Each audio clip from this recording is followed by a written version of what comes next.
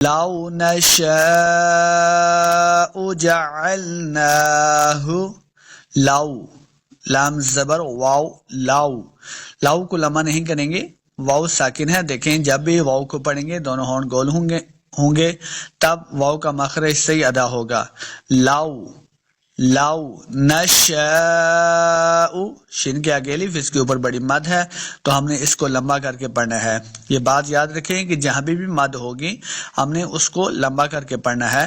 جلدی سے پڑھیں گے تو نشاء یعنی مد پھر نہیں پڑھی جائے گی تو یہ غلطی ہو جائے گی.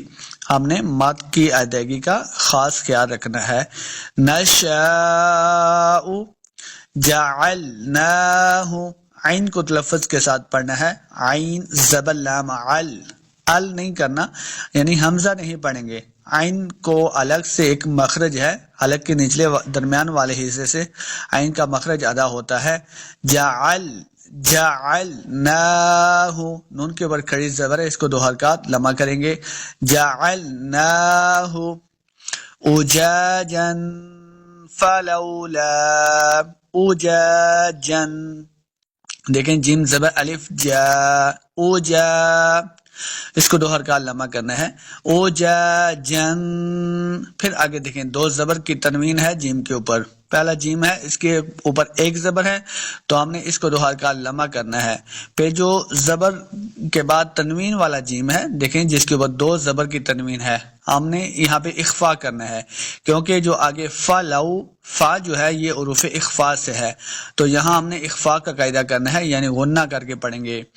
اوجاجن فلولا تشکرون.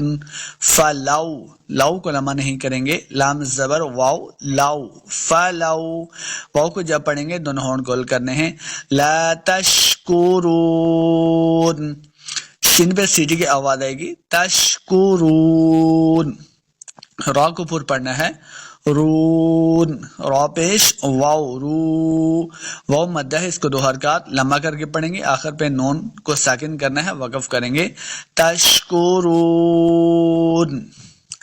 لو نشاء جعلناه لو نشاء جعلناه اجاجا فلولا تشکرون.